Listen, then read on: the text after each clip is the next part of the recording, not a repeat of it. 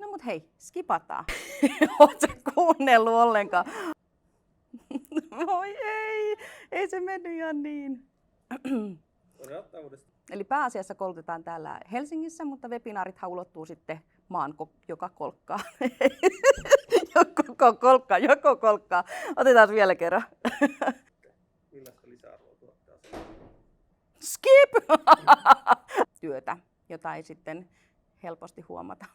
Mitä mä sanoin? Järjestelytyötä ei huomaa. Ei se nyt hirveän hyvä ole. Järjestelyt on mennyt just nappiin ja sekä meidän asiantuntijuudesta.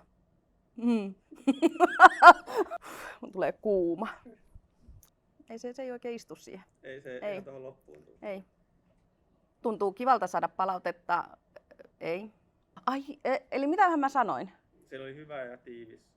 Ai jaa, ei mun pitänyt sitä sanoa. Okay. Asiantuntijuus on meidän ihan ehdoton etu. Eiku valtti. Valtti ja etu. Onko tää tässä? Se oli siinä. Mä otan vielä valokuvaa.